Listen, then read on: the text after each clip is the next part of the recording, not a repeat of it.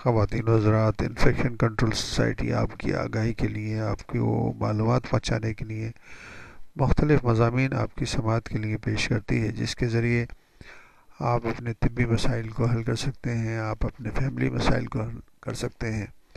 اور بے شمار خطرناک بیماریوں سے بچ سکتے ہیں جو کہ آپ کو مختلف طریقے سے نقصان پہنچا سکتی ہیں۔ بلڈ ڈونیشن اور بلڈ سروسز کے بارے میں ہم مضامین آپ کی سماعت کے لیے پیش کر رہے ہیں۔ تقریباً 4 مضامین آپ کی سماعت کے لیے پیش کیے جا چکے ہیں۔ اب ہم بلڈ اسکریننگ کے بارے میں کچھ بتانا چاہیں گے۔ جب بھی بلڈ ڈونیشن کیا جاتا ہے، خون لیا جاتا ہے، تو سب سے پہلے بلڈ ڈونیشن سینٹر کا یہ فرض ہوتا ہے کہ بلڈ کو ٹیسٹ کیا جائے کہ اس میں کوئی ایسی بیماری موجود تو نہیں ہے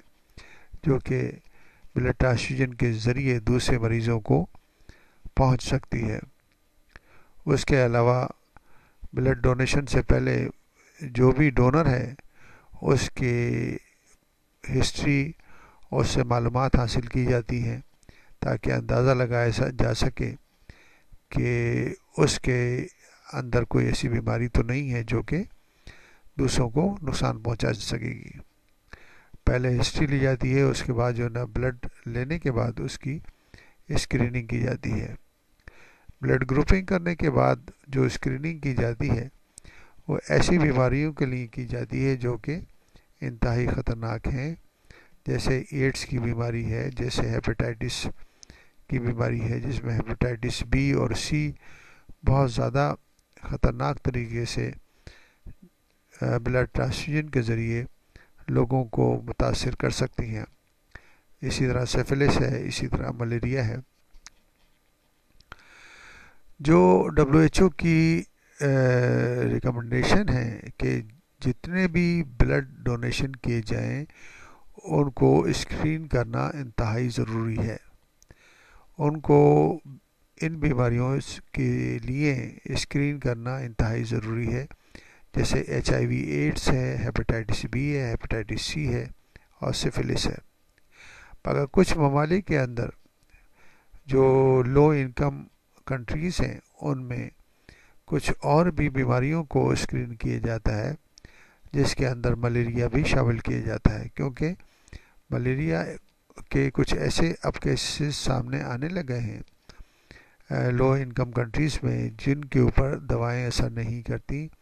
اور میڈیسن اثر نہیں کرتی، اور ریزسٹنٹ قسم کی ملیریا کے پیراسائٹ اگر موجود ہوں گے بلڈ ٹرانسفیوژن کے دوران تو وہ مریض کو خطرناک طریقے سے بیمار کر دیں گے اور مریض کی موت بھی واقع ہو سکتی ہے۔ تو اسکریننگ انتہائی ضروری ہے۔ اب تک دیکھا یہ گیا کہ 39 کنٹریز جو ہیں وہ بالکل بھی یعنی کہ اسکرین نہیں کر سکتے جو ڈونیٹڈ بلڈ ہوتا ہے۔ تو اس قسم کی جو کنڈیشن ہے مختلف کنٹریز میں کہ جہاں پر اسکریننگ نہیں کی جاتی، ان کے لیے ضروری ہے کہ وہ پراپر طریقے سے گائیڈ لائن بنائیں اور بلڈ کو اسکرین کریں۔ اس میں سب سے بڑی رکاوٹ جو ہے وہ بلڈ اسکریننگ کٹس کی ہے، کیونکہ بلڈ اسکریننگ کٹ انتہائی مہنگی ہیں اور وہ ہر جگہ اویلیبل بھی نہیں ہیں اور وہ آسانی سے مل نہیں سکتی ہیں، اور اس کے لیے بہت بڑا سرمایہ اور پیسہ ریکوائرمنٹ ہوتی ہے۔ تو نیشنل لیول پہ اور انٹرنیشنل لیول پہ مختلف طریقے سے ان کٹس کی تیاری اور ان کو سستا اور لوگوں کے افورڈیبل بنانے کے لیے بہتر سے بہتر کوششیں کرنی چاہیے تاکہ ہر ملک میں یہ کٹس بآسانی دستیاب ہوں تاکہ بلڈ پوری طرح اسکرین کیا جا سکے۔ تقریباً 89% جو بلڈ ڈونیشن ہے وہ اسکرین کیا جا سکتا ہے، وہ جو کہ بیسک کوالٹی ہوتی ہے۔ اس میں سے 97% جو بلڈ اسکرین کیا جاتا ہے وہ ہائی انکم کنٹریز میں آسانی سے کیا جا سکتا ہے، جبکہ 82% مڈل انکم کنٹریز میں اور 53% لو انکم کنٹریز میں کیا جاتا ہے. جو کہ میڈین پریویلنس ریٹ ہے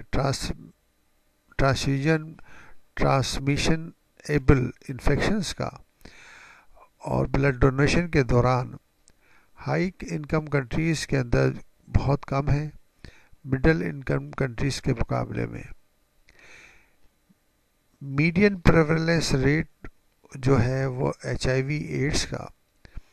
ہائی انکم کنٹریز میں 0.001%، جبکہ یہی ریٹ جو ہے ایڈز کا ٹرانسمیشن کا مڈل انکم اور لو انکم کنٹریز میں 0.06 سے لے کر 0.5% تک ہو سکتا ہے، جو کہ بہت ہی خطرناک بات ہے. جو کہ یعنی کہ لو انکم کنٹریز میں اور مڈل انکم کنٹریز میں ٹرانسمیشن کا ریٹ جو ہے زیادہ ہے as compared to high income countries میں. یہ جو ڈفرینس ہے اس کے لیے ضروری ہے کہ بلڈ ڈونیشن کو سیف بنایا جائے اور انتہائی بہتر طریقے سے ان بیماریوں کو کنٹرول کرنے کے لیے گائیڈ لائنز بنائی جائیں اور اس پر عمل درآمد بھی کرایا جائے. کیونکہ دیکھا یہ گیا ہے کہ لو انکم کنٹریز میں یا ڈیولپنگ کنٹریز میں گائیڈ لائنز تو بنا دی جاتی ہیں، گائیڈ لائنز تو ہر جگہ موجود ہوتی ہیں، وہ کتابی شکل میں بھی ہوتی ہیں، پیپرز کی شکل میں بھی موجود ہوتی ہیں، مگر ان پر عمل درآمد نہیں ہوتا. کیونکہ یہ طریقہ کار سب سے اہم مسئلہ جو ہے وہ کٹس کا موجود ہوتا ہے. کٹس انتہائی مہنگی ہیں اور کٹس اگر موجود نہ ہوں تو اسکرین کرنے میں دقت پیش آ سکتی ہے. کچھ عوامی مسائل بھی ہوتے ہیں کہ لوگ جو ہیں وہ اتنا افورڈ نہیں کر سکتے کہ اسکریننگ کرنے کے لیے جو اماؤنٹ مہیا کیا جانا چاہیے وہ جو دینا چاہیے وہ لوگ افورڈ نہیں کر سکتے اور وہ اس قابل نہیں ہوتے کہ وہ اس پیسے کو مہیا کر سکیں. جیسے ہمارے جیسے کنٹریز میں پاکستان، انڈیا، بنگلہ دیش وغیرہ میں بے شمار بیماریاں اس قسم کی ہیں جو کہ موریثی بیماریاں ہیں. مثال کے طور پر تھیلیسیمیا وغیرہ یا ہیموفیلیا وغیرہ، تو ان میں بلڈ ڈونیشن کی انتہائی ضرورت پڑتی ہے اور بچوں کو خاص طور پر بلڈ نہ دیا جائے تو ان کی موت بھی واقع ہو سکتی ہے. مگر یہ سب پور غریب لوگوں کی بیماریاں ہیں، وہ اس خرچے کو اور اس کے مسائل کو حل کرنے کے قابل نہیں ہوتے. ان کے لیے ضروری ہے کہ ایسی سروسز، ایسی NGOs، ایسی آرگنائزیشن ہوں جو کہ انہیں free blood transfusion services provide کر سکیں اور اسکرینڈ بلڈ ان کو مل سکے.